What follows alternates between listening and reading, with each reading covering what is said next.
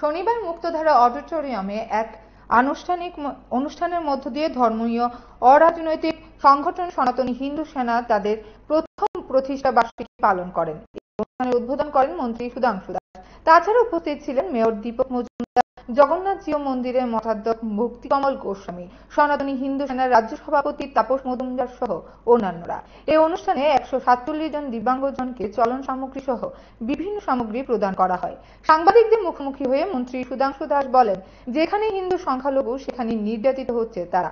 মন্ত্রী ক্ষোভের সঙ্গে হিন্দুদের অত্যাচারিত হওয়ার জন্য নিজেদেরই দোষী সাব্যস্ত করেন। তিনি বলেন, এখনই সময় সকল হিন্দু ধর্মাবলম্বীদের একত্রিত হওয়ার। গড়ে উঠেছিল আজ থেকে 1 বছর আগে। উদ্দেশ্য একটাই, হিন্দু সমাজ আজও অচেতন, হিন্দু সমাজ আজও উদাসীন নিজ ধর্মের প্রতি, তাদেরকে যাতে ধর্মীয় চেতনায় উদ্বুদ্ধ করা, ধর্মীয় চেতনাকে জাগ্রত করা এবং সমাজের মধ্যে যে অন্যায়গুলি হচ্ছে বা হিন্দু সমাজের প্রতি যে রকমের আক্রোশ বা আক্রমণ বিভিন্ন দিক থেকে হচ্ছে সেগুলি থেকে সমাজকে রক্ষা করা, লাভ জিহাদের হাত থেকে হিন্দু মেয়েদের রক্ষা করা, ল্যান্ড জিহাদের হাত থেকে হিন্দু বাঙালিদের জমি রক্ষা করা, এই সমস্ত উদ্দেশ্য নিয়েই কিন্তু আমাদের এই সনাতনী হিন্দু সেনা যাত্রা শুরু করেছিল। আজকে তার প্রথম বর্ষ।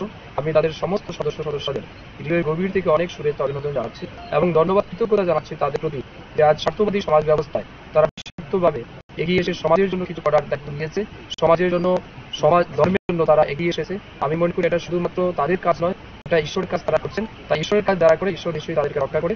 ঈশ্বরের কাছে এটাই প্রার্থনা থাকবে, ঈশ্বরের আশীর্বাদ যাতে তাদের উপর বর্ষিত হয় এবং হিন্দু সেনার যে বিচারধারা, আমাদের যে সনাতনী সংস্কৃতির যে বিচারধারা, তার দ্বারক বাহক হিসেবে কাজ করুক, এটাই আমি প্রত্যাশা রাখছি। বাংলাদেশে কিন্তু এখনো হিন্দু নির্যাতন চলছে, কি বলবেন? বাংলাদেশ না, পুরো বিশ্বেই যেখানে হিন্দুদের সংখ্যা কম সেখানে হিন্দুরা নির্যাতিত হচ্ছে, অত্যাচারিত হচ্ছে। আর তার জন্য দায়ী কিন্তু অন্য ধর্মের লোকরা, না ইসলাম, না খ্রিস্টান, না অন্য ধর্মের লোক, কেউ দায়ী না। তার জন্য দায়ী হিন্দু সমাজ নিজেরা। তাই নিজেদের সমালোচনা করা উচিত, কেন বারে বারে তারা নির্যাতিত হচ্ছে, কেন বারে বারে হিন্দুরা অত্যাচারিত হচ্ছে, কেন তাদের নিজস্ব ভিটে মাটি জন্মস্থান ছেড়ে পালাতে হচ্ছে এদিক সেদিক। এগুলি নিয়ে হিন্দুদের ভাবা উচিত। দুর্ভাগ্যের বিষয় হচ্ছে এই বিষয়ে নিয়ে কথা বলার জন্য কোনো লোকের আমরা উদ্যোগ দেখি না। বেশিরভাগ লোকেরই অভাব, সবাই ব্যক্তিকেন্দ্রিক, স্বার্থকেন্দ্রিক জীবনযাপনে ব্যস্ত হয়ে পড়েছে। নিজের কিভাবে বাড়ি গাড়ি টাকা পয়সা হবে এটা নিয়ে ব্যস্ত, সমাজের জন্য কেউ ভাবে না, যার ফলস্বরূপ হিন্দুরা আজ নির্যাতিত।